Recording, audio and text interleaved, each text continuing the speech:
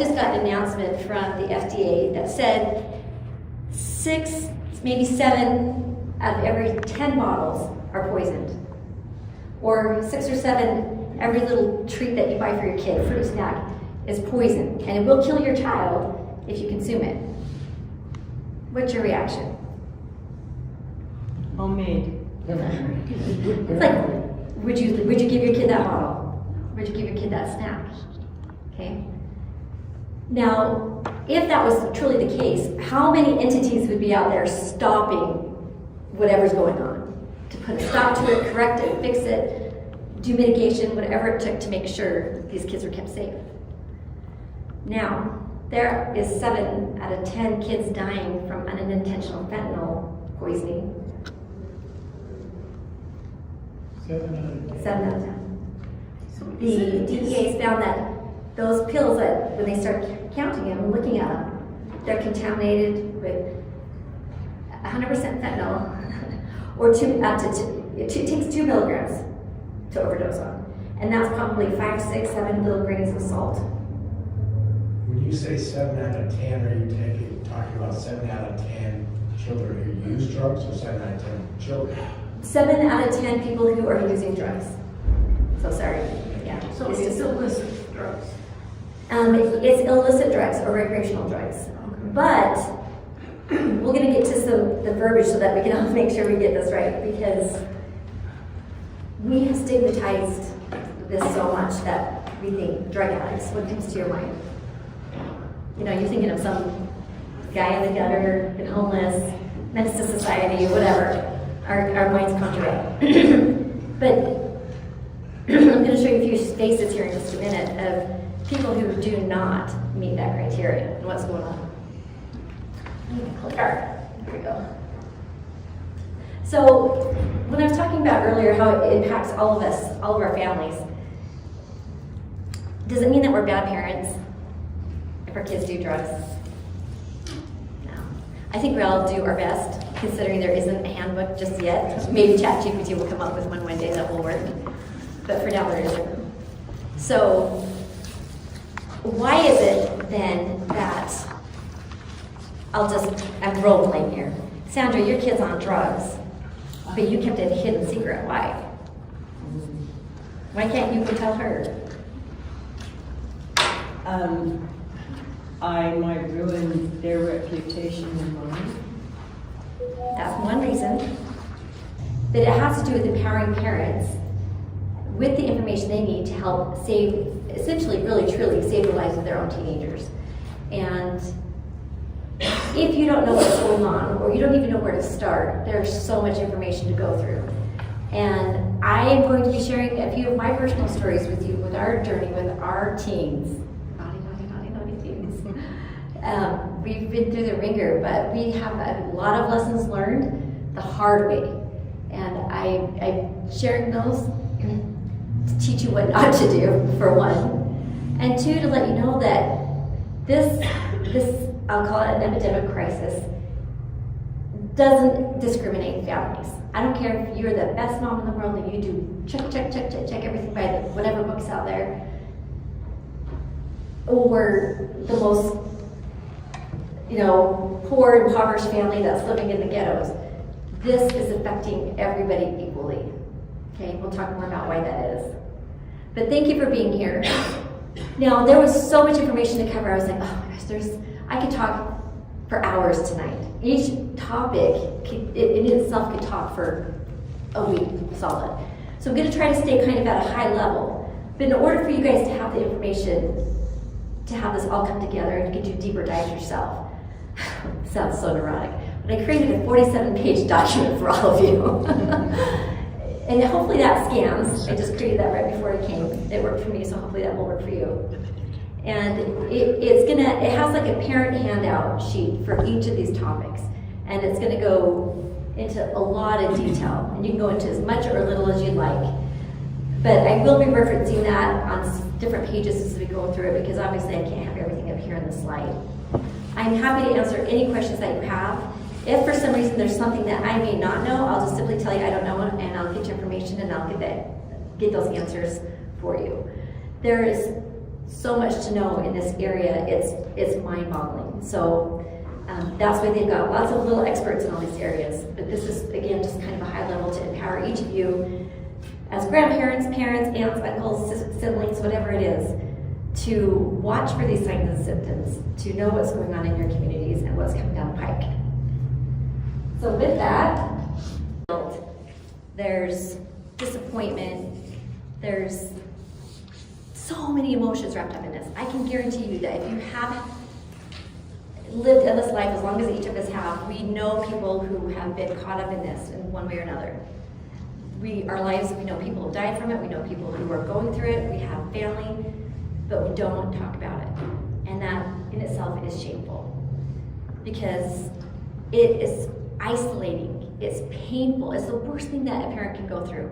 Gut-wrenching. It's almost worse than a death because your child is still alive, but in a way they're dead if they get to that extreme. And there's nothing you can do if they're gonna do this. We'll talk about everything you can do, but there's gonna come a point when there's some hard decisions that have to be made too, to help preserve you and the rest of your family. So this substance abuse issues that are going on isn't what it was like for us. Like, you go down to the corner, meet some drug dealer or whatever, maybe an exchange at a locker once in a while at school. This is happening in your homes. It's being delivered to your homes through the mail, through apps, by symbols and emojis that pop up. Kids recognize where to go. They'll place their order. That disappears. There's no evidence of it again. And then the package shows up at the door, or a stash ends up under your doormat, or a stash ends up in some coordinates that the team will have to go find and pick up. I worked in Murray at a social center and I watched this all day long. You see somebody in black and then it come, puts up down by the river. Next thing you know, some guy with backpacks walking by, he's digging around, and walks up, I mean, it literally is happening all the time. So the landscape of this is changing dramatically. And if we can't educate ourselves, we can't know what we're up against or how to fight it. We don't know our enemy, and it is an enemy. There has been plenty of studies and interventions done that are proving that if you can intervene early enough in these kids' lives, and we'll talk about how to do that, that in itself can help deter or save lives or get kids to come back around. It's the ones that there's no intervention, there's no talking, there's not much caring or understanding, there's more punishment than there is understanding and conversations, that kind of throws us off. And the frontline defenders in this war is you, and you, and you, and you, and you, and you, and you, and me, and you. The families are the frontline defenders. It has to happen in the home. Just like emergency preparedness, I tell you guys all the time, you've got to have your own families prepared because you can't depend on somebody else to take care of you.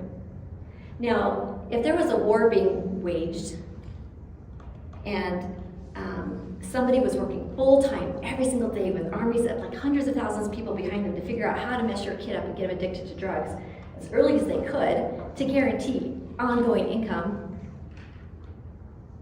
but we spent maybe one conversation here and there with our kids, really didn't know what we were talking about. I mean, that's a huge disparity. How can you combat that? You can't. Then it's also going to be important to know what not to say to your teen and what to say to your teen. And hopefully there'll be some helpful tools in this that will help you kind of reevaluate where you're coming from and maybe try something different.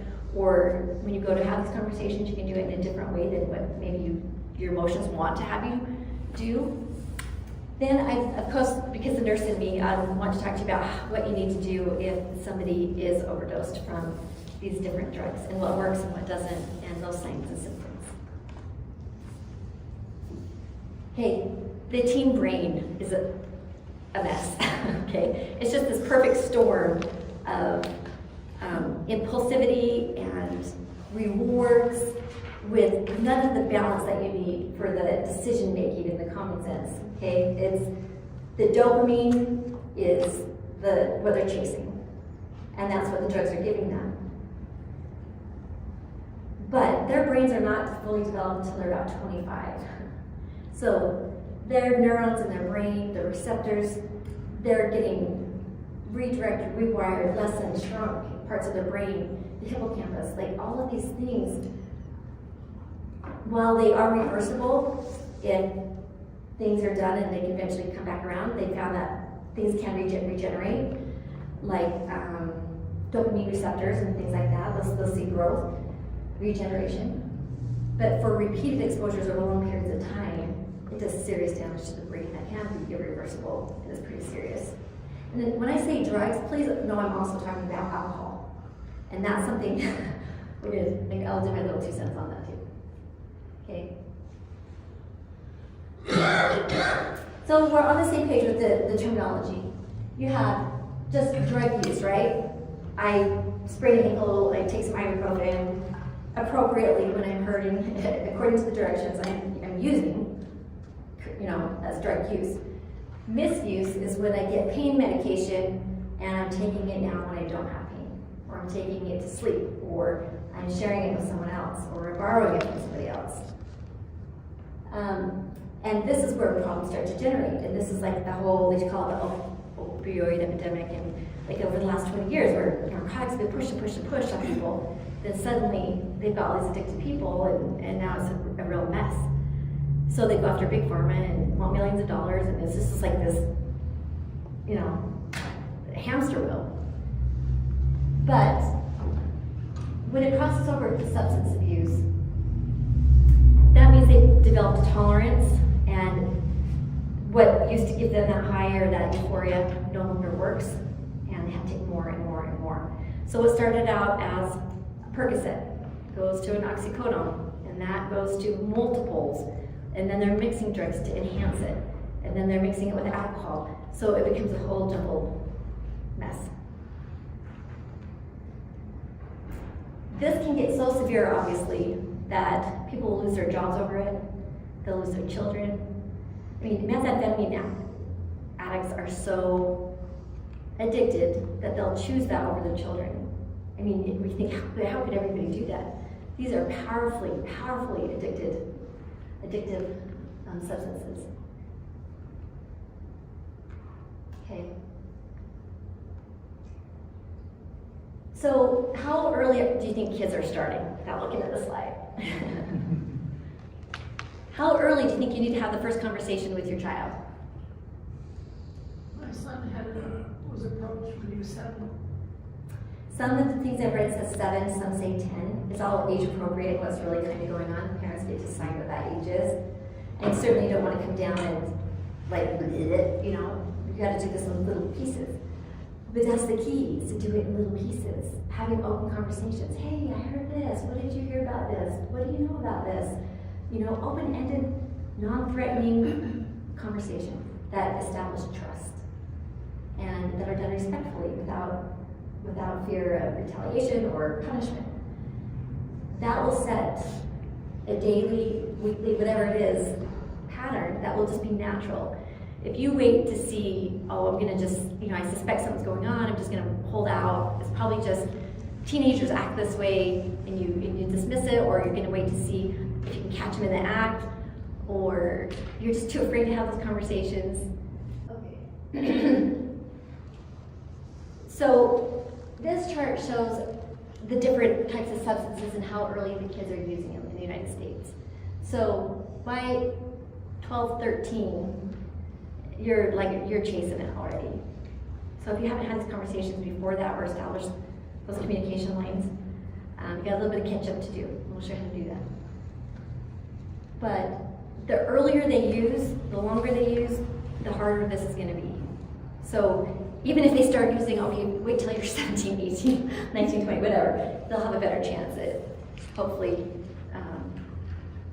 having better success later in life than they would if they started really young.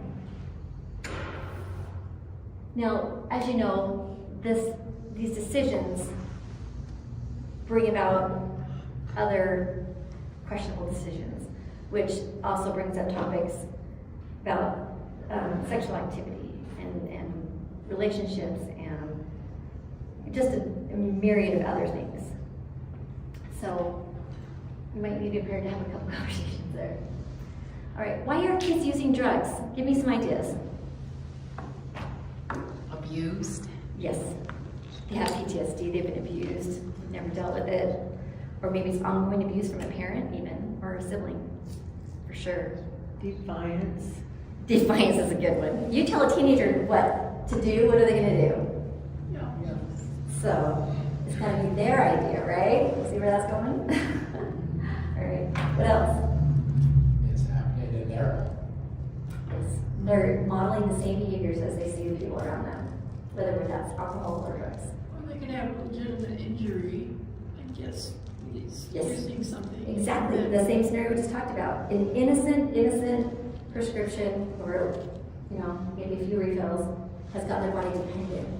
And what they're not chasing a high now, because they know that they're not gonna get that same high, they just can't access that much medication, or it's becoming too expensive. What they're trying to do now is just to prevent their body from not going through withdrawals. The withdrawals are brutal, horrible body aches, horrible diarrhea, horrible vomiting. They want to die, and their life revolves around their next doctor's appointment to get the next prescription, or the next ER visit or hospital jump that they're going to go to find a prescription. Their lives are controlled. They are chained to doctor's appointments and prescriptions and trained to get those. Okay, peer pressure is a big one. Middle school. Middle school. So I had 3 girls. My husband over there had 3 boys. Came together. It was the brain brunch on crack. And I kid you not. These 3 boys were really hard, but I did have a daughter that was a bit of a challenge, and never thought my kids would do this, right? How many of us have said, my kids will never do that? Yeah. How many kids did do it? Don't raise your hand. Mine. You know, and my husband said, you know, she's smarter than what you're giving her credit for. I'm like, nah, she would never do that. So curiosity got best of me, showed up at the school, kind of spied. She was freaking vaping in junior high. I was going through her stuff. I didn't recognize the stuff I was even looking at. She was so far ahead of me, it was not even funny. But a couple nights ago, I was talking to her, and I said, hey, we haven't really brought this up much. You know, she's, I don't know, she's 24 now, 25. I said, why did you start doing that? Like, I mean, she came from a good home. I felt like I was a good parent. You know, we raised her with values and morals. I mean, I just feel like did I do something wrong? Like what? And she goes, Mom, it was 100% peer pressure. I thought my kids were like leaders, not followers. They're followers. This one is. It was 100%. She goes, I don't like the taste of it. I didn't even inhale it deeply like most everybody does. I didn't like the taste of it. Didn't really get past my tongue. But I did it for peer pressure because I wanted to fit in. Wow.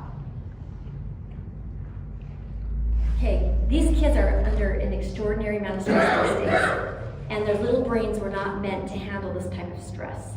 So what are they doing? They cave. They cave, they self-medicate, don't they?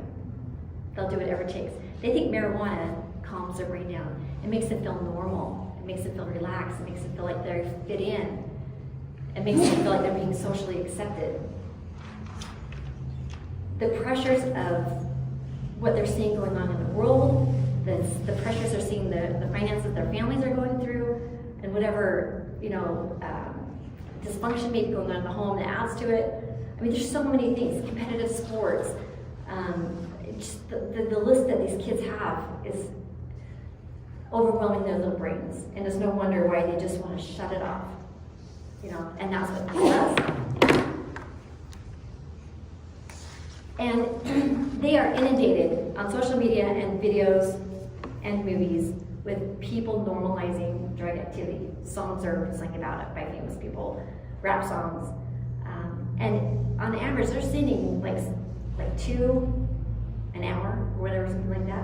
And if you're getting that repetition exposed to you, it becomes normalized to you. You become desensitized to it. What's the big deal? Everyone's doing it. You know, why not me? Can't be that bad. Yeah, can't do that. So, you know, and there's innocent things, like kids going off to college, wanting just the study, you know, they need something to help them stay up and concentrate. They might not have a diagnosis, but they'll take a stimulant to help them stay awake or help them comprehend material. And so it starts out kind of innocent, but it doesn't stay that way for long. Okay, there's some myths, and in the little booklet that you'll get, there's a lot more myths. I just picked a few of them. We talked about my kid would never do that. I can guarantee you the second that you start thinking your kid might be doing it, they've already been doing it for 6 months or longer. Easy. I will bet my non-existent paychecks on this. Okay? Weed is so natural, it's harmless. Okay, weed today is not the weed it was yesterday. 20 times stronger. It's laced with all kinds of stuff that we'll get into in a minute that can cause serious psychosis. And I can attest to the fact that it does, and it has an impact on our family. Well, you know, if you look at it, heroin is natural. Oh, It's good for puppies. Yeah. Yeah. But that's mild compared to what's going on. It's mild. You'll wish your kids were on that instead at this point in a minute. All right, addiction is a choice. We all have a choice. Their brains, they don't have a choice anymore once they get addicted. They can always stop. I can always stop. No, it's a myth. They are wired, they're done, they cannot stop. I can tell you, like, you see those videos where people are bent over, they're like zombies, they're called like zombies, right? And they're so stoned that they look like zombies. And they're bent over, and in fact, their backs will go like hypnotic, like they'll be bent over walking like this, and they're 30 years old, you know? It's doing horrible things to them. Every one of those people say, I want to stop, I need help, I can't. Every single one of them, they don't want to be there, they don't want to do this. But in their minds, they don't have a choice, and stopping is not an option. Okay, it's just vaping, it's safe. Okay, the stuff that's going through these is just not, the nicotine is equivalent to an entire pack of cigarettes. The oils that they're using for marijuana are laced with fentanyl. It's not innocent. And it's so addicting that, I mean, they're puffing on it all the time. It's the biggest thing in high schools right now. It's horrible. There's so many bad side effects with it. You know, you saw the one time when, I can't remember what it was called, the pulmonary hypertension or something that was causing serious lung effects. Popcorn lung, they call it. And popcorn lung. Yeah, you can actually see it in the lungs. It looks like popcorn. Oh. It kills them. It's terrible. It's horrible. Explain to me why they would lace drugs that they're selling to someone with poison if they're just looking at a business model where they have to keep selling it. That's a great What are they question. thinking? And I went to the drug cartels for this answer. Literally. So, if 2 milligrams or 5 grains of whatever comes in a little teeny little thing like this, right? It's no longer these big huge bags of weed or whatever they're trying to ship. They're teeny little things. But I want to sell to the masses. But I lose my inventory really fast if I just sell this. But I have a whole box of, or a whole thing of ecstasy, or have a whole thing of whatever pills, okay? I can put a little of this and a little of that, and I can make it go a long ways. These are not chemists doing this. They're in dirty basements, in dirty garages, outside in the woods, like mixing these ingredients. It's disgusting. They have no way of knowing if it's a good batch or bad batch. The firemen do, because all of a sudden 20 people will drop on the sidewalk from an overdose. But these people don't know, and they don't care. They think, in their interviews, they think, you know, you're killing people. Well, they have a choice. Well, no, they don't. Well, everyone has a choice. And if they choose to abuse it or they choose not to take it right, it's not my problem. I want the money. I'm in it for the money. Everyone's gonna make a fast buck. I'm here to make a fast buck.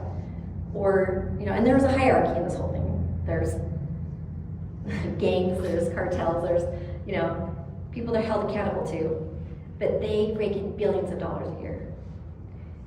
Heroin is super, super cheap. Fentanyl, they can turn around and sell these pills and more than double what they're making, what they're getting it for. So they'll make 20,000, they'll go back and spend that 20,000 and get quadruple that, and then triple that. And they want to grow and they want to expand just like any entrepreneur does. So, and they're willing to kill other people to make sure no one's coming in their territory. They're doing everything they can to infiltrate your families, your children that are trying to get clean. They'll show up at your doors, they'll show up at your kids' school, definitely at college. They know how to get to them. They know what to say, they know what to do. They're very, very good at what they do. They do it all day, every day.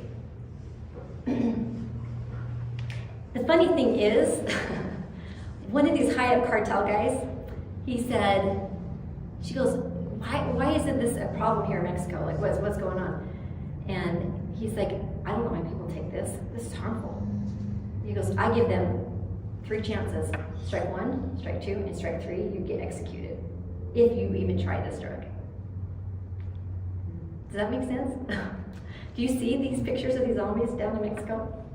I see it in San Francisco, West Virginia, Detroit, Colorado, Oregon, Seattle, Canada, Michigan. I mean, it's everywhere. To a horrible extent that huge companies are pulling out of San Francisco, right? I mean, big, huge, multi-billion-dollar companies, because of how nasty things have gotten, and there's no answers or solutions yet, and they've been slow in coming. So they got to move out. How long do you think before that comes to Utah? It's already started. It's here. Yeah. It's just a matter of time before our city blocks look like their city blocks. And it's so scary. Pump shotguns, is that what you're telling me? It's time for a pump shotgun in the front door. No, I mean, it's just gonna be a different environment. It's gonna be like, what happened to our families? What happened to our children? Like, this isn't your average, like what we keep thinking is like some homeless person. I'm not stereotyping, I'm not trying to be insensitive, I'm just saying, that's my son down there. That's my daughter. She doesn't want to be down there. I don't want to see her like this. She won't come home. I have no control over this. She's being taken advantage of in every way, shape, or form. You know, you have to peel them off the sidewalks when it's cold because they peed themselves. It's disgusting. Who wants to live like that? I mean, if you woke up today and said, I want to be a drug addict, raise your hand. None of us aspire to that. But a lot of us have serious pain. How bad is it here in the Wasatch Back? So, it's more in the rural areas, like Dugway, you know, and all those kind of areas. It's really a lot more prevalent. But Utah as a whole, I think it was in 23 or 24, about 600 people died from fentanyl. And about half of those were, or from drug overdoses, and half of those were fentanyl. So, it's gone up.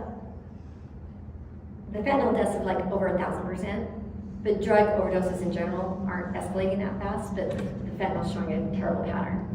And it's pretty prevalent here in Europe. That was my question, how prevalent is it in the Wasatch Back area? You know, Yeah, that in Park City. It didn't get alerted on like the highest, so it's in there. I mean, it'd be naive to think that it's not, you know, because it is everywhere. That's a good question, because you want to know, and we'll get to all this, about what your resources are, and I've got that information for you too. There's hope. There's hope. There's hope through all this terrible stuff. These are the faces I want to show you. Are these the faces that you see in those zombies? One time. This one, she was an all-star, 4.0, captain of every team. Her mom did not have a clue what she was going through.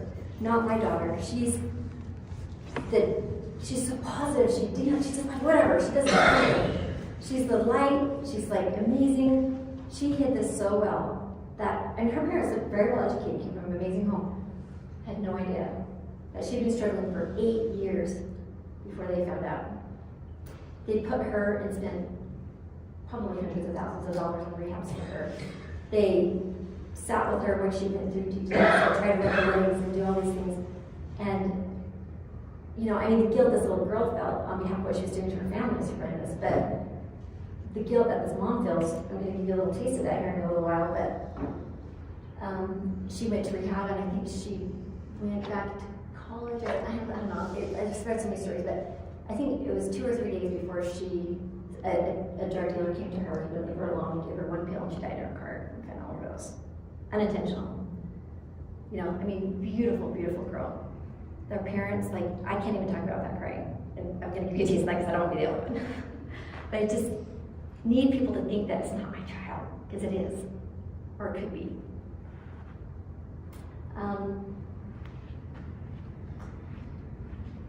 This contrasts, hopefully this will work.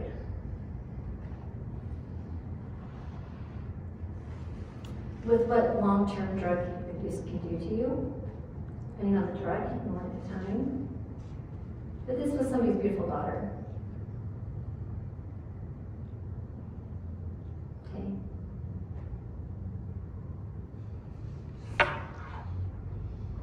Those red marks you see on their face is usually meth-induced. They pick for some reason. They get fixated on that and they just compulsively pick.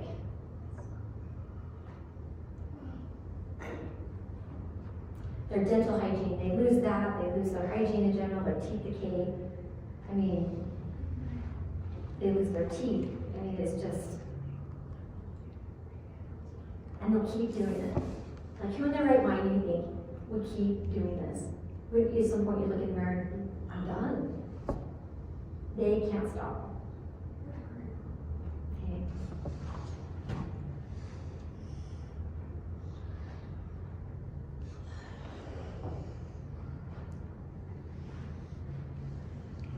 Elisa, Uh-huh. what sort of programs do they have to take to middle school, junior high, high school? Yeah, so we'll start talking about the resources, but they're like, remember the old DARE programs that used to come out, like you say, don't do drugs, say no drugs. Like, it really wasn't that effective because our kids still on drugs. So they're kind of trying to reinvent themselves and get back in and try to do things a little bit differently. I think Governor Cox is trying to implement a lot of money into doing things. I don't know exactly what yet. What those programs look like, but I think Chemtrails. What is it? Chemtrails are his favorite thing, $20 billion there. Chemtrails. Chemtrails, Cox. Chemtrails? He allocated and signed a bill for $20 billion for chemical trails. Oh, okay. Yeah, priorities. Okay, I got it. Okay. But when it's not happening in the home, it needs to be happening in the schools. I think 30% of schools, maybe if I read right, have anti-drug type programs. I think I read that 60% of schools have Narcan in their schools. And I don't know how that's working up here, or your schools have them here, or teachers and people are being trained on it or not. But we'll hit that one too. Okay. What are some signs, some early signs that your kids might be using? Not just being a teenager. There might be some, Personality change. yeah, suddenly their personalities change. What about sleep change? Yes, sleep habits definitely will change. They might be up a lot more in the night, maybe munching a little bit more than they usually did at midnight. Not able to focus hardly. Right. When they were a kid who, I mean, when my kids were going through, he was like, kind of like our adopted. He'd Yeah. come over and he was having a hard time at home. It was obvious, but it was a lot of their family life. Anyway, after a while, you know, he was just like, hey man, Yeah. it's all good. I'm thinking, no, it's not. Why are you thinking that? And then I started watching how his grades failed and other things were going on. And I thought, geez. Okay. So anything for your child that's out of the ordinary, maybe different friends. If your children will not tell you who their friends are, that's a huge red flag. You need to know who their friends are. You need to go meet their friends. They need to come to your house. If they're not coming to your house, there's a red flag. My husband and I love this quote, and I don't know who said it, but I love it. And it's, show me your friends and I'll show you your future. And that is 199,000,000% true. Because peer pressure is so strong that whomever they're around is what they're going to adapt to. So I cannot tell you how important friendships are. But the thing is, like, I as a parent would be like, I'm going to pick up my kids and move them, we're going to get out of here. You think there's like some like an amazing magical place that doesn't have exposure to this. So what other option do I have realistically for my kids? And empower them, right? Teach them coping skills. I'm going to teach them communication skills. I'm going to teach them how to increase their self-esteem, their self-confidence. I'm going to do everything I can as a parent. Talk to them. As a parent or parents.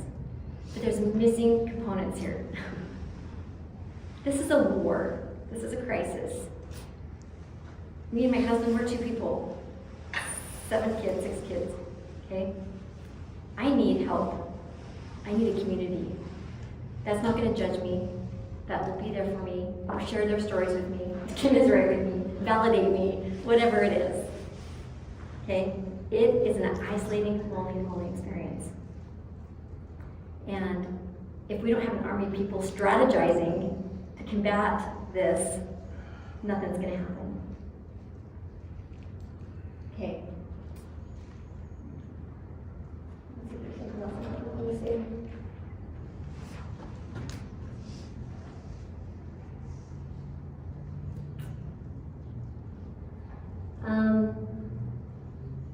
Okay, so the clothing might change. They might be wearing hats where they didn't wear hats. They might be wearing sunglasses in the house to hide the redness in their eyes. We'll talk about drug paraphernalia here in just a minute, but if you see Visine suddenly showing up in their backpacks or in their rooms, you know, that's to get the redness out of their eyes. They might be wearing big hoodies now. Some of these hoodies have, and you'll see in a minute, the ties that come out of them, they're vape pipes, things that they can smoke right there. Comes out the other end. Let's see. Okay, so it's even the subtle signs, and as a nurse, I tell all the nurses I teach, we have like this weird instinct, and it's like one of those, oh, I don't have a good feeling about this, and it's something you always listen to. You never, you just, it's the rule. You don't ignore it, because it's usually right on, for whatever reason. You as a parent have that same ability to do this with your kids. If you feel like something's not right, it's not right, and act on it. Don't second guess yourself. Don't be like, oh, they're gonna think I'm gonna accuse them, and they're just gonna get mad at me, and to avoid confrontation. No. Well, what do you mean by that? Go deeper. Go deeper, deeper dive. Hey, I heard about, vaping. What do you know about that? Tell me what you know about that. I heard that, there's a lot of chemicals that kids don't know are being laced with it, like, fentanyl. And have you heard about this? What are your thoughts? It doesn't have to be like, guess what I found in your room. I got you. Yeah, deeper dive. And then you gotta get to the why behind it. Why are they doing this? They've got to feel comfortable divulging that information and being vulnerable. It's hard for them to say it's peer pressure. My daughter's 24 before she told me it was peer pressure. Maybe something's happening to them that they didn't disclose. Maybe they were abused somehow. Maybe they feel like they've made choices and decisions they can't come back from. There's so many different reasons, and it's important that they feel that unconditional love and support. It's huge. It's everything. And just saying, sorry. Okay. Just saying, don't do drugs that are bad for you is not enough. Yeah. That is not enough. Sometimes, looking back at our situation, have we deeper dove into that situation and maybe explain why they were bad. Not just, oh, they're bad for you because they'll hurt your brain. What does that really mean when it's going to hurt your brain? What does that really mean? And there's such great technology. Like, you can get any YouTube video and it will show you step by step what's happening in your teenage brain. You can show them these things, they can see it, it's believable at this point. It's not coming from you. And maybe the same person, kids have such conflict with their parents. At least with my youngest one, I struggled, but it's different personality types, it's so hard. And she felt like she could talk to him way more than she could ever talk to me. So I was glad that she felt like she could talk to somebody and be open and forthcoming about what was going on. Maybe there's an aunt or something that they have, or you have somebody in your family that would be like a designated you. And don't take that personally that they don't feel like they can. It will get there. But they need somebody that they can talk to besides the friends that got them doing this. Okay. This is a lot of information, but basically, we're gonna talk about, well, we kind of talked about most of the signs, like you'll see. It can go from just super mild to really exaggerated, you know, temper tantrum, violent outbursts, like physical abuse on a parent, staying out all night, defying the rules. I mean, it goes from one end of the spectrum to the other. One other way you can tell is if you just look in their eyes. The eyes are the what? It really is in so many ways. If their eyes are super dilated and even line's really not changing it, what do you think it is? They're dilated. If they're dilated. That's symptoms, isn't it? Okay, if they're super constricted, like pinpoint constricted, and they're not really changing much in the life, what could that be?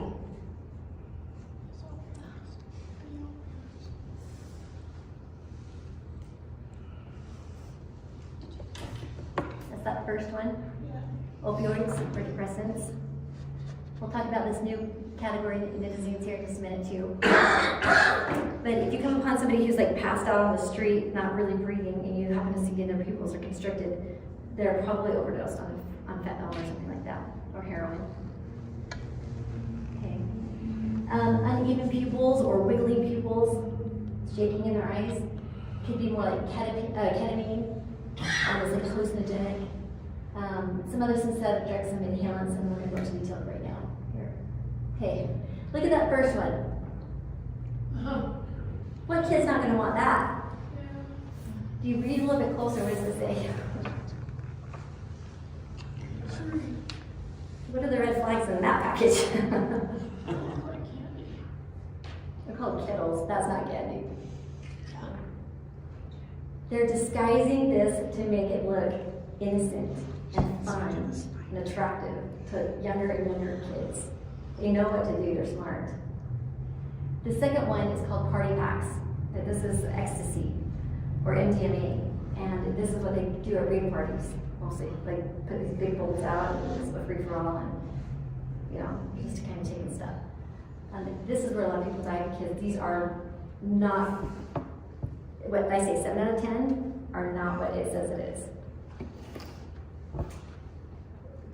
But could you tell a difference? Like on the Smarties, that looks like Smarties. Can you tell that that's fentanyl or another drug? You got it, like it's not. This one is actually really good. This one is actually Smarties. I did get the picture up where it looks a little more grainy. The edges don't look as smooth. There's just some subtle stamping changes to it. Super, super subtle. But the ones that are good are really, really good. And the ones that are just trying to pump them out really fast might slip up and make it look more obvious. But it's really hard. Like you're at a rave party, glow lights are going, people are dancing, you're high. Like you're not looking at this going, oh, I wonder what this is. You know? They trust that whatever's in that bowl is what they say it is. Okay. Some law enforcement found these mini M&Ms, and couriers were packing them in M&M containers to get them here. 90% of these come from Mexico. And then those Skittles, they're legit Skittle packs. That's all fentanyl inside that. Now they're not going to hand that to a kid on Halloween because they're not going to pay for it, right? But what would they want to try to do for kids? Oh, here's a candy little kid. Like we used to care about that with like sexual predators. Now it's like legit drug dealers who want your kids to get addicted early. So they kill them it does not make business sense to me. No, it doesn't. Because they just know that there's going to be how many more behind them. They are so cold, there's no remorse. It's business. Bad business, but yeah. I Bad get business. it. There's some that are like, no, I don't want my customers to die. They have a little higher ethics. You know, why would I want that? So they're a little more choosy, but that's far in between. Like in Detroit on Halloween is apparently a huge night for rave parties, and they're legal, but they've got these different gang groups, right, who are trying to distribute, and they all want downtown on Halloween day and night because they can triple their profits that day. So they're having everything shifted as much as possible to try and hit as many people as they can in Detroit on Halloween. I mean, it's just sick how they have this down to the science. They have all their calendars, you know, they're planning for it. Okay, what about that right there? What does that say? A lot of marijuana, THC. Okay, does any of you guys know what, like, if I took a dose, what it would be? And I don't use marijuana. What would a dose be for me? A naive person?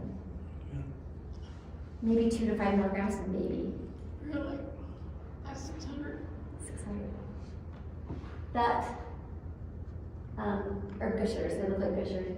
These, if you hear kids talking about, yeah, it's Doritos, they're more Doritos. The 600 milligrams of THC in them. If the kid had that whole bag of chips, which is easy to do, because you're not gonna feel the effects of it for a minute, you're gonna be sick. You're gonna be sick. It's Did terrible. they get the packages and open them They could just manufacture them on any printer. Because, like on the back, that's not what nerds say. They're writing their own, they're saying nutritional facts. Yeah, so they're putting their own stuff on there. It's easy to copy, just like they can do counterfeit money. It's easy. Okay, getting smarter, smarter, smarter, smarter, smarter. That is how much fentanyl it takes to overdose. That's 2 milligrams right there. Read that last statement. What do you think?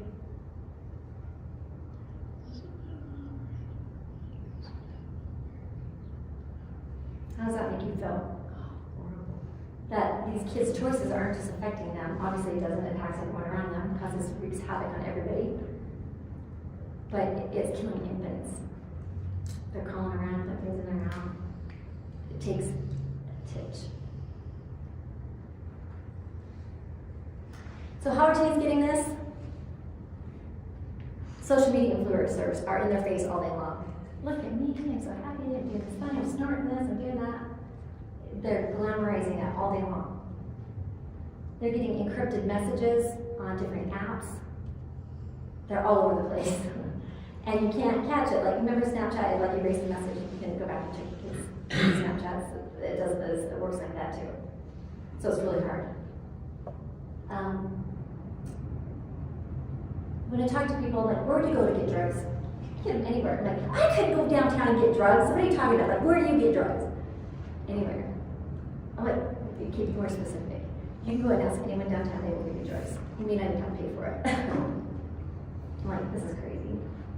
That was what I was gonna say, when our sons were having difficulties with us, they, in the beginning, for the first several years that they were struggling, never paid for drugs, not one time. Not one time. Not once. Don't ask what they have to take in return to get that. All right. The dark web is a dark, dark place. Police can't figure out how it's happening. How can we figure it out? They're so, that's why we call it dark. They can't chase it, they can't hide it. I mean, they're trying to sue these big, like, Instagram and TikTok to, you know, have tighter controls to go fight these dangers. They've not been doing a good job of that lately. But there isn't anything they can't get on the internet, and I tell you, there isn't anything they can't get. And it's just not, I'm not talking 1 or 2 pills, I'm talking like distribution volumes, like huge. The rave parties are also known as farming parties. Everyone pulls their pills, so you never know where they're coming from. They're doctor shopping, they're getting fake prescriptions, they're forging. That's harder to do now with electronic prescriptions, but and like I said, it's coming in the regular postal mail. And they'll have blitzes on the postal service and they'll try to extra things and catch it. Just like they do at the border, you know, they'll try and tap on the cars, they'll, you know, try to see if there's signs of what they're colluding with. They're not going to catch everyone going through. There's 2,500 trucks that go through some of these, one station, just one, you know. There's one, you know, those sheetrock, how tight they are and heavy, you know, I'm talking about the big pallets. Okay, so there's a big truck that came through, a dog hit on a smell, pulled it in, and they pulled off the first 6 of them, and then it was all hollowed out, and it had huge effects. I think it was marijuana, but they're just getting so creative. I mean, he could easily just said, go on through. But everyone's doing what they can to stop the distribution, stop it from coming in here. You know, they've got Marines and pilots and everyone trying to catch people when they're trying to come across the coast. I mean, there's a lot of things that are being done, you know, at different points. But there's not like a big, huge concerted effort in our families and in our homes and in our schools. And that's the part that gets me so passionate about making sure everybody knows this so they can be more involved. Okay, I was sitting in a class just like this, what, 15 years ago, 16, 17? And this lady had brought all this drug paraphernalia. It was a core class we had to take because one of the kids were on drugs, and as they made parents go. And it was Thanksgiving, and before I left, I was like, oh, I want a piece of leftover pumpkin pie. And they had a couple bottles of whipped cream, and I went to spray it on my pie, and it didn't come out. I'm like, oh, that's stupid, like, what's in there? And then I'm like, well, it's good thing I've got a backup. So I picked this thing up out. And I was like spraying it, like, it's not working, what the crap? I go to this class and I'm in it probably an hour, and then I'm looking at this and I'm like, she's showing like drug paraphernalia. I'm like, why would she have whipped cream? Like, I would have it. Like, I don't know what I was thinking. And then she started talking about huffing inhalants. I don't know if you know about that, you will in a minute. There's this audible gasp that came from me. I was like, oh, oh, these kids are gonna die when I get home. The propellant, they can huff it and it gives them a super short high, like a meth high, super short lived. But it's like the dust off stuff you hear about. It's all anything that's in an aerosol can, anything really that has some fumes to it, they can huff it and get high. Especially Tastes the like stuff that I had a secretary. She said, "Can I borrow one of these cans you get in Costco? You know, to clean off your computers?" And I said, "Sure, I guess." And so the next day she goes, "Well, I was using that one. The next day I came in, my plant was all over the floor, and she was vacuuming up clods of dirt with in my vacuum." I'm thinking, "So what are you doing?" "Oh, I knocked your plant over." And I said, "Sit down." And she sat down. Plant was way in the corner. I mean, she'd have to walk over there to get it up. And I'm not going to call any names, but her dad is a sheriff's deputy. And I knew the family, and I called him, and he took her home. And they put her in lots of different places. And when it got tough, she'd say, "I want to come home." And they'd take her out. I'd think, "Why, are you out of your mind?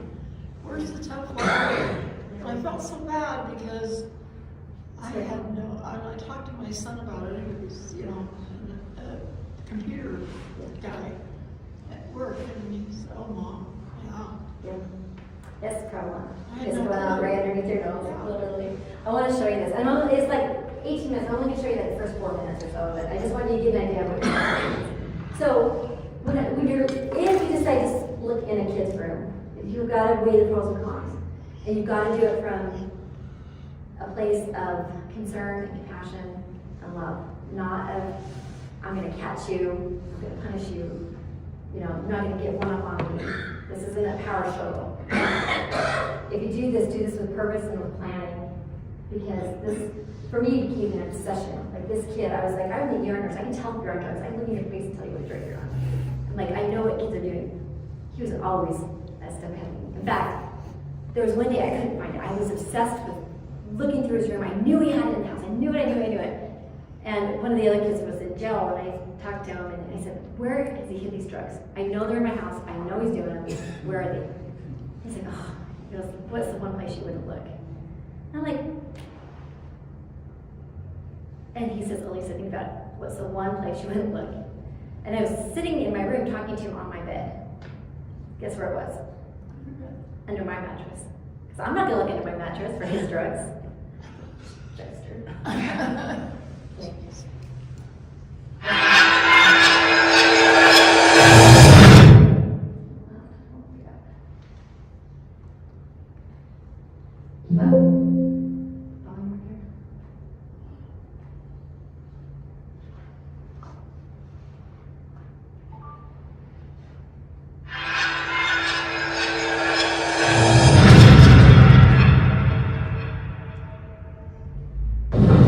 Okay, so we'll get started with the bedroom setup. Again, just to go over things that may be in a bedroom, that could be used for drug use or to hide potential drug use, okay? So again, things that are in the bedroom, okay? Something as simple as tennis balls, which definitely would not be out of place.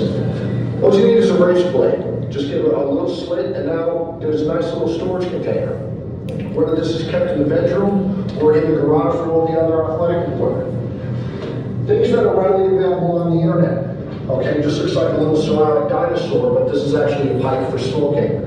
You turn it upside down, you have the little bowl where you put the marijuana, and then inhale through the tab. I also have another one here, a little glass scorpion. Okay, again, you put the marijuana in the top and inhale through the back. Very elaborate types of pipes that can be purchased on the internet. If you see things in a bedroom that you're not familiar with, pick it up and look at it. Okay, this item, plastic, 2 pieces, has all the spikes throughout. It's a grinder. So if somebody has chunks of marijuana that are too big to roll, just put it in there, close it and twist. It grinds it down into manageable little pieces. Something like this stereo speaker, which a lot of people have in their bedrooms. You just pop the cover off, okay, and inside we have 2 packets of synthetic marijuana, okay, commonly referred to as K2 or spice. But again, very convenient hiding spot. This just pops up right on and right off. Things that you can purchase online or in places like Spencer Gifts look like legitimate products, but in this case, the shaving cream, the bottom twists off, or the Coke can, the top twists off. Okay, very convenient to hide things in there. Again, you stick this under their bathroom sink. Why don't you think twice to look at it differently?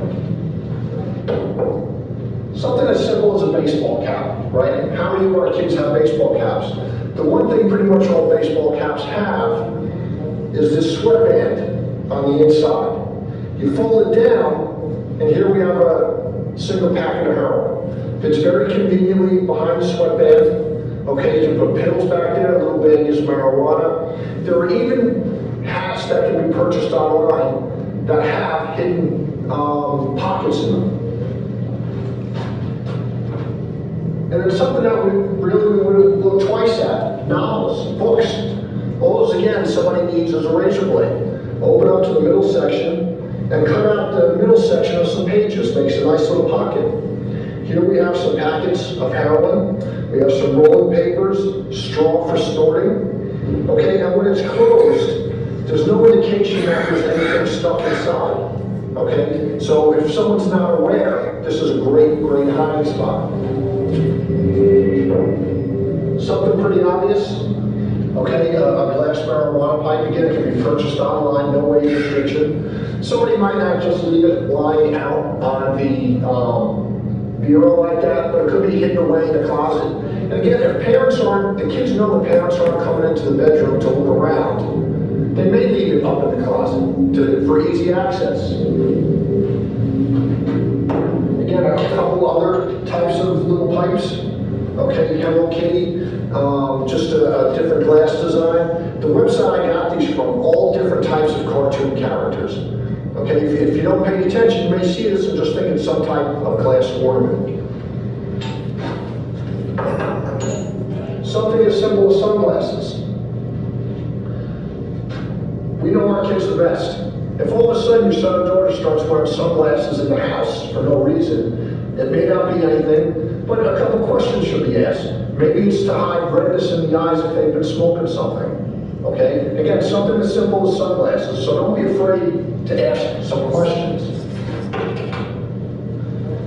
Something like a photo frame or a poster frame that might be hanging on the wall. The back of those pop off very easily. Okay? You saw how thin that packet of heroin was that was hidden in the baseball cap. Very easy to hide those behind the backing of a photo frame or a poster frame. Okay? So again, don't be afraid every now and again to pick things up, look at them, and take them apart. After all, it's your house, right? Here we have another type of storage container, which looks just like a tube of sunscreen. But this is actually sold to hide alcohol. Okay, it comes empty. and you pour the alcohol in, comes with a little funnel. So if your son or daughter's going to an outdoor concert or something where they know their bags may be searched going in, this would be a perfect hiding place. Scented candles. Okay, I'm not a big fan of my kids having candles in the room just because of the safety factor, but scented candles to potentially mask the odor of something if, say, they were smoking something. Okay? Again, it doesn't mean that's what they're doing, but a couple questions should be asked. Looks just like a regular highlighter, but this is actually a marijuana pipe. Okay, the back pulls out of it. And here you have a metal pipe. You put the marijuana in there, and obviously you inhale through the end. But if this is in a cup with pens and pencils or in a drawer with the other supplies, and you see it, you may not pay any attention to it. Okay? But the giveaway is the gold backing on it. It looks a little different than regular highlighters. This can of compressed air, which can be purchased to blow the dust off of your computers. Again, no big deal having this, but some people do inhale it because the propellant takes away the oxygen in their system, gets them that high feeling. So again, not a big deal having it, but if you start finding a lot of these empty, there might be something going on. Just another type of storage container, looks like a regular bottle that you can buy, except this one, the bottom twists off. So you have a nice storage area, and there is a false bottom about halfway down, so somebody can put liquor in it.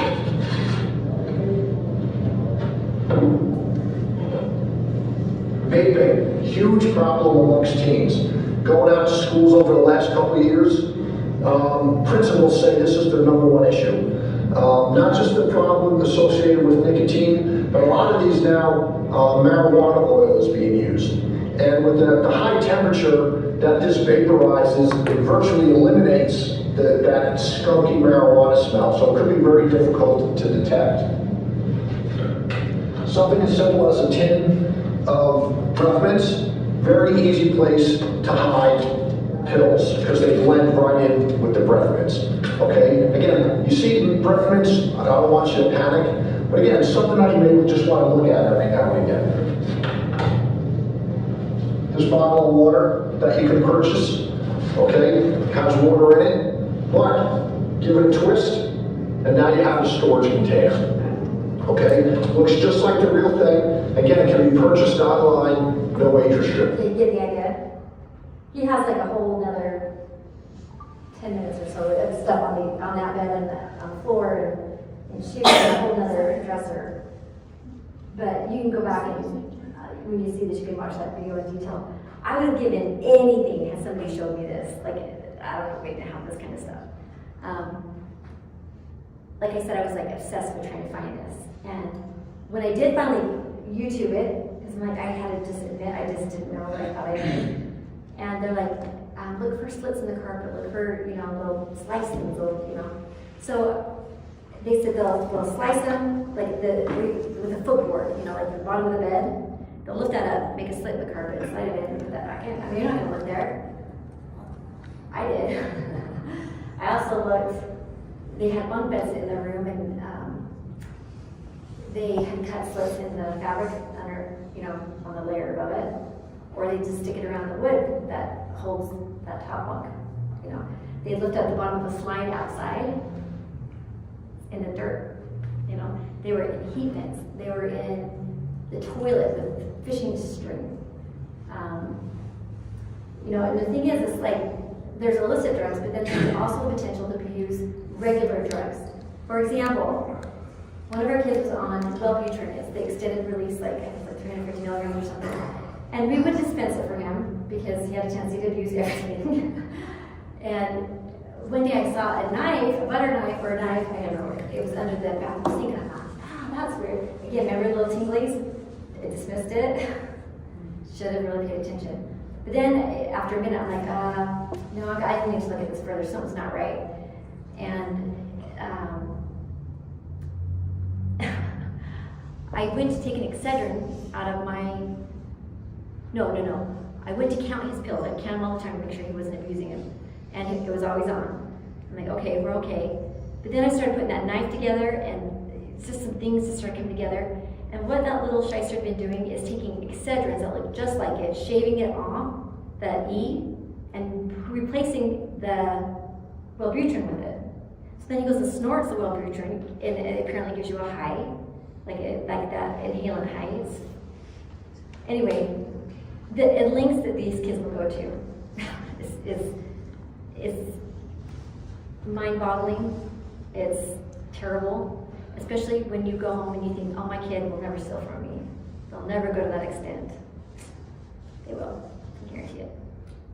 At that point, when they're doing that kind of deceitfulness, it's a little too late to have a conversation. Yeah. It's a lot too late to have a conversation. They won't listen, they don't care. They want that from more than they want you, more than they want food, more than they want a home to be in. They want They'll choose homelessness They'll over it, and they'll drop out of school. They did choose homelessness over safety. Tough love is really tough too. Yeah, and we'll talk about that here towards the end, because at some time, there isn't anything I can't think of a parent would do for their kid. We second mortgage our homes to put them through therapies, but they come out and they relapse in 2 days, put them through another program, come out, relapse. You can spend all the money in the world, and they're not coming back out to the support they need or the medication assistance they need. It's just gonna keep being a revolving door that way until something terrible happens. But at some point, your other kids are feeling pretty neglected by this point, and your family's suffering, your marriage is suffering. And so there's a lot to balance through all of this. Okay, what time is it right now? It's 7:54. It is not. Yeah. We're not even close. Holy crap. All right, it's a good thing I gave you this to go home and let you know. Mind blowing. Oh, God. All right, in this packet, I have listed every single drug, including all the new drugs that are coming out. Their signs, their symptoms, what they do, what type of drug paraphernalia. I've categorized it in different ways that makes sense to you, so that you know what you're looking for and what you're finding. We would find a cored out apple with a hole through it. I'm like, well, that's weird. I didn't know that you could take a screen from your water, that comes out of your sink, and make a pipe out of an apple. Okay, sneaky. So, there's different types of paraphernalia. It's just not, oh, I'm going to find a rolled up dollar bill. You would take pages of the Bible, because it's thin little paper, and use that as the wrap. Oh my gosh, oh, that's just terrible. Okay. These are examples of different types of paraphernalia that you might find. Like the highlighters was a new one for me. I would have never recognized that myself. Lip balm, that's a key fob. Like, who would recognize that, right?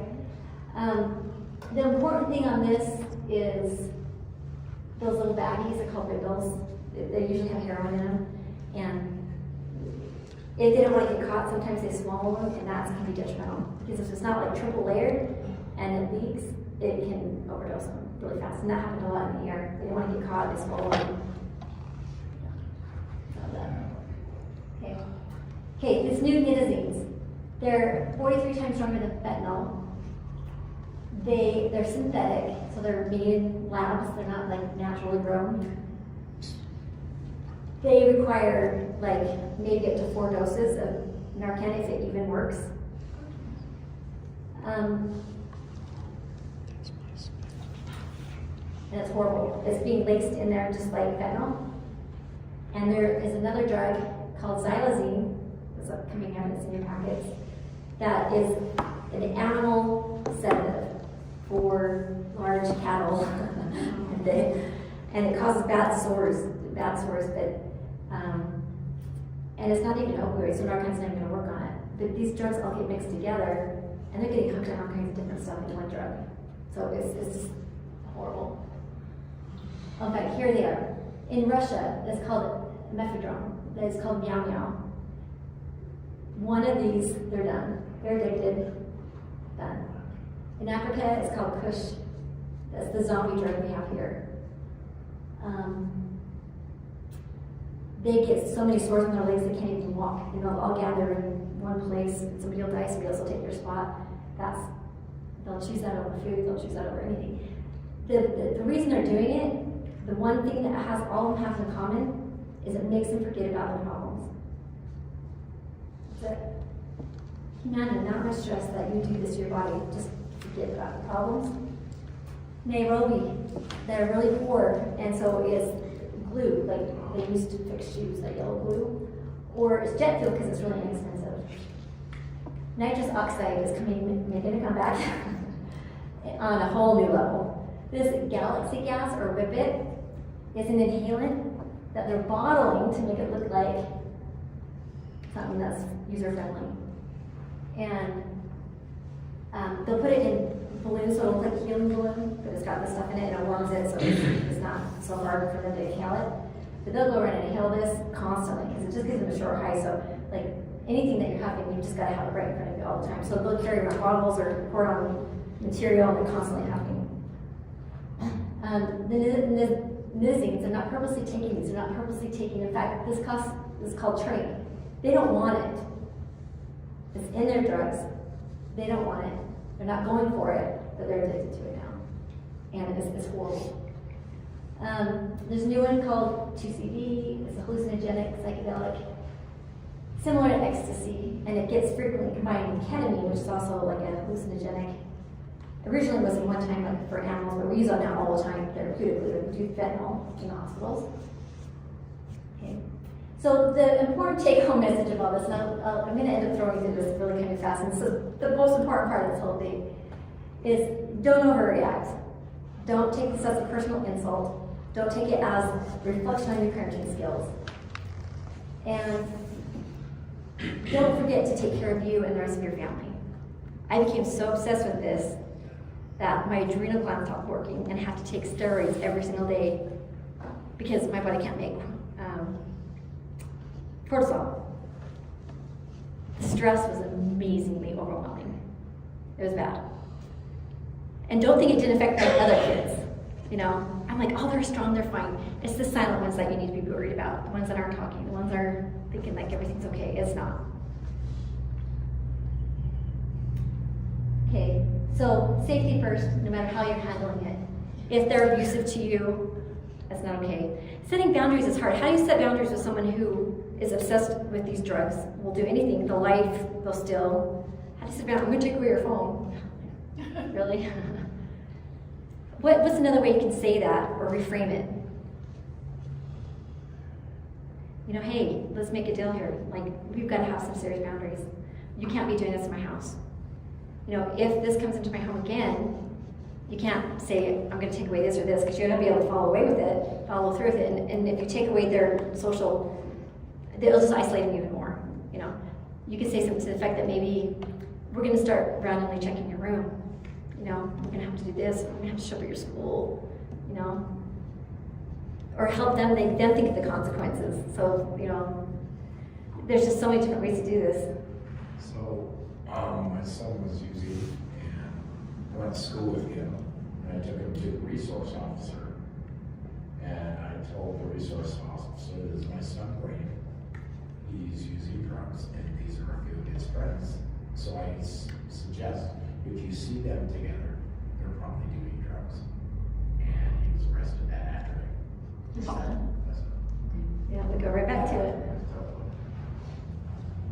You know, there's a loving way to say this. I love you too much to see you do this to your body. I care about you too much to give up on you. We're a team. We're going to stick in this. We're not going away. Elisa, I'm trying to think what parents can do, because I'm sick to my stomach about it. So that's what goes back. As parents, God, we did everything we could, but we were absolutely alone. You know, didn't have any resources. Would it help to teach your children that you're going to have some really stressful times in your life? Yes, that's coming up. You need to teach them emotional and psychological, physical coping skills. You need to teach them how to look at things differently, approach things differently, think about things differently. Before this, you can't do this the night of conversation before they're going to a rave party for the first time. It's not going to work. Then get other people involved. Like if you had cancer, right? Are you just going to sit and go, well, I hope this goes away? No, you're going to be calling your general practice, your oncologist, the radiologist. You've got a whole team of doctors and nurses Why should that be any different for our kids who are on these drugs that can't get off? There needs to be an army of specialists and people to support us. Okay, now if you get to the point where it's too much on your family, it's too much on you, it's taking a brutal toll, you've planted seeds, and you've got to be okay knowing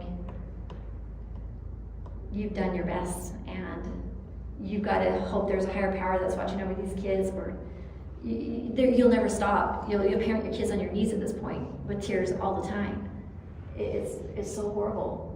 But you've got to go on for your other children, for your spouses. You know, no one else has to suffer because of these decisions. And it's a horrible, horrible place to be as a parent. I hope no one has to ever go through that. These are ways you can, this is on your handouts, that you can talk to the other siblings and offer support and counseling. Get them into counseling. Even if they say they don't need it, they need it. Just give them whatever support they can. Just say, hey, there's someone you can just talk to. Just give them a shot, you know, and do your homework on them so you're not giving them somebody who's, what's wrong with them? They're on drugs. Okay. All right. They don't need judgment. They don't need lectures. They just need you to be present. They need boundaries. They need structure. You need to control your medications and over-the-counter medications in your house because they can abuse just about anything. Okay? Encourage healthy outlets, mental support, counseling, peer groups. There's my little quote. And the coping skills. And you know that you'll be in this for the long game. And these are a bunch of things that you need to take under consideration, or things that you can be thinking of. And on the last pages of these documents, I've got like 2 pages of resources. There's federal, national, state, local resources. There's so many groups out there doing their thing, but it just seems like there's just not this coordinated effort. Like you can go here and you can get this, or you can go here and get some parental advice, or you can go here and get this medication, or you can, you know what I mean? It just, something bigger needs to happen. And it needs to stop being criminalized because these aren't criminals. They're addicted. They have a brain disease at this point. Their brains have been altered, rewired. Okay. Now, it's not knowledge is power. It's applied knowledge is power. If you walk away from here and don't do anything, share this information, this has been a waste of everyone's time. Okay. Build empathy for these people. When you look at them again, don't ever look at them like that they're creatures of the night. Like they're somebody's son or daughter. Sorry, can I say something? Yeah. Having boys that have had issues with this, knowing that they chose to be homeless, that was their choice, and you see other people going through that, it is a very difficult thing to walk by someone who's struggling with that and not ask to help them. I'm not saying walk up to strangers and help them and put yourself in danger. I'm saying we thought every night, I hope someone is helping my son, because he won't listen to me, but he might listen to someone else. Sometimes that's just a hug for a guy on the box that says, hey, you're gonna be okay. You got this. It just takes one person like that to give them that hope. That's what we all need, is just a little bit of hope. We don't need shaming. We don't need guilt trips. None of us do. Okay. There's a section on there on party communication, how to teach them how to stay safe. Never let them have an open drink. If they walk away, discard it. There's lids that they can get for their drinks. But have code words, passwords, if they get in a situation so they don't give in and take something that they feel pressured to take. Or if they're feeling funny, or friends feeling funny, just have a way to get them out of there. There's a whole thing on different, more complex things, you know, when you've got mental illness and you've got lots of drugs and the whole world's coming together like this. And kids can't just go off, or anybody can't just stop drugs, you know, like abruptly. Like there's risks to it, so you've got to do this in a controlled way. Super fast. Narcan only works on opioids. That's your fentanyl, or narcotics.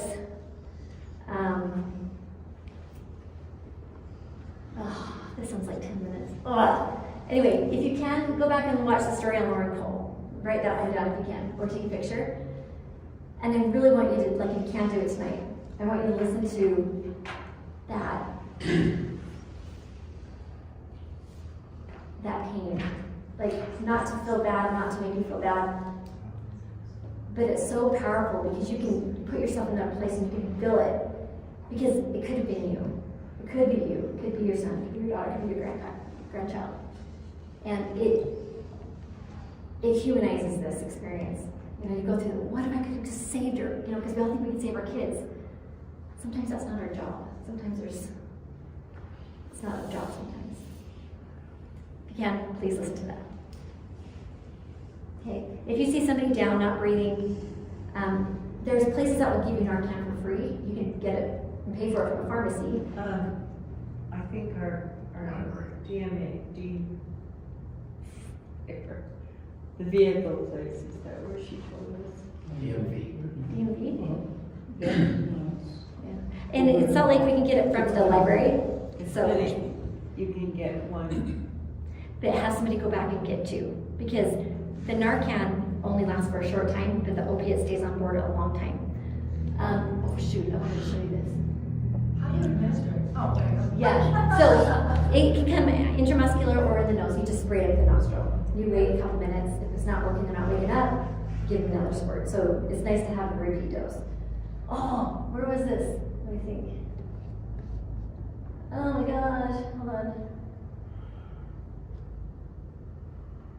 This is a must-see. Hold on. No.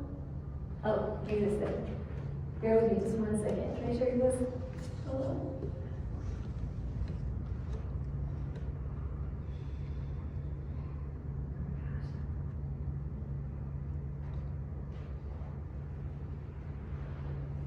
Yeah, right. Well, you're. Tavares police said they're releasing this difficult footage of an officer who is now doing okay as a warning about how dangerous fentanyl can be. Courtney Sullivan of the Tavares Police Department said Officer Courtney Vanek found drugs on a passenger during a traffic stop Monday night. She said she just barely opened it, saw that it was, narcotics, closed it quickly. Sullivan said Vanek wore gloves as she always did. The officers agreed to test the substance back at the department, trying to avoid exposure because it was windy. The next thing you know, she was trying to key up on the radio, and you could hear in the radio traffic almost like she was choking. We just managed to saturate. Sullivan said the officers found Vanek in and out of consciousness. They got Vanek out of the car and ran to get the emergency medication Narcan. Small window to get to the hospital and to get the care that you need. You're good. Keep breathing. Hey, stay okay. The body camera footage shows Officer Vanek reviving, even talking. Not long after, she's passed out again. They administered a third Narcan. Officer Vanek survived. He's saying that Officer Vanek in general really wants others to take a. Okay, do you see how fast that was? That's why a second dose would have been critical. So it's at the county health department. That's where you can get that. Okay, just one thing, they know that I have options, and I put, like I said, those resources in there. But there are some magical medications out there. One of them is buprenorphine or Suboxone, and that will make it so that, okay, what happens, like, okay, somebody goes out on the street, the EMS comes, revives them, they take him to the ER, the ER is like, okay, you're fine. They go back to the streets, they start using, you know what I mean? It's like this revolving door. Everyone's sick of it. They feel like they can't help, there's nothing being done. Now they're trying to get Suboxone into the ambulances so that they can educate these people, hey, I've got a medication I can give you. They'll make it so you won't go through withdrawal, and it will, satisfy that appetite that you have for this drug, so that it's a stepping stone to take the next step if you're interested in getting off these drugs. Okay, they'll be on it for a while, a year, maybe even longer, but it's so much better than what they're doing, and that'll save so many lives. It can also, like anything else, be abused. The methadone is something you have to go to a clinic for, so in your packet there's like pros and cons to each of these things. But it's a multimodal approach. There's not one answer. AA does not work for most people. Like it was like 80% of people relapse because there's not that intensive follow-up whatever you call it, you know, like the counseling and the medications, and, you know, you need lots of different angles coming at you. Because if you keep criminalizing, keep putting them in jail, they go there and they network with even bigger criminals, and they learn even more sneaky stuff. Then they have fines when they get out, they have drug tests that they can't afford, and then they're back in the system, and there's another revolving door. So, if they can try to get these people into therapy, because right now you go in the ER, like there's no beds. You can't get anybody into a bed, even if you're suicidal, it's almost impossible. So, there's gotta be a whole huge coordinated effort to look at this from a whole new angle. They even have clinics where you can go ahead and snort your drugs in front of people, like I think it's like iCloud, I don't know, OneCloud. Anyway, so they can do it safely. They'll give them clean straws, they'll give them clean stuff, they'll test it with the fentanyl test strips to make sure, you know, what they're getting. And if they pass out, they can resuscitate them. But they're doing it safer until they can figure out how to get these people into rehab. You know, not a solution, but one more thing. Okay, so my big call to action, okay, is go to your kids' school, have your kids go to their kids' school, and stay the day. Be a volunteer, find out what's going on, who are their friends, what's going on in school, is there issues with vaping, are kids talking to kids about drugs? You know, be involved in their sports, know who their friends are and what they're doing, just be curious, you know. And then find out if the schools have Narcan, find out if people are trained on it. Are the schools giving any type of anti-drug education? And if they are, what program are they doing? If they're doing the whole DARE program, you know, maybe they need to relook at it, but, you know, see what the local health department has. I put on there her contact information. I think her name is Peggy or something like that for your health department here. So, but if one conversation with your child can make a difference, that's a conversation you have to have. Okay?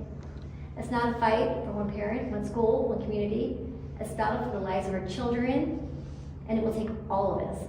Together we can form an unbreakable line of defense. Because when we stand united and education empowered, we're a force to be reckoned with. The teenagers that are creating their own programs in the school are powerful.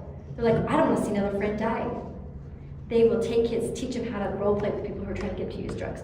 They'll give them, help them with teenage coping skills, like teens helping teens. How powerful is that? It's genius. You know, you get enough teens that are sick of this themselves. One more way to do it. This is our moment to rise, not in fear, but in power, because our children are worth fighting for, and they're stealing our children right from out from underneath this. It really is a crisis, and I cannot tell you and emphasize how soon it will be here and how critical it is to have these conversations. I wish I could talk more and show you all these other videos, but thank you for coming, and I hope you learned a little bit. Kind of was a fire hose. If you didn't get the QR code, let me know. And if you have any questions, you're always welcome to call me anytime. I'm happy to talk to you. I'm happy to give you more resources. Happy just to chat if you're going through it and just commiserate and listen. Because what you're going through is real. It's painful. And it's lonely. Bring them fields of green and gold. Let their laughter echo clear. In a world so tightly wound, where can our children play? Bring them fields of green and gold. Let their laughter echo clear. In a world so tightly wound, where can our children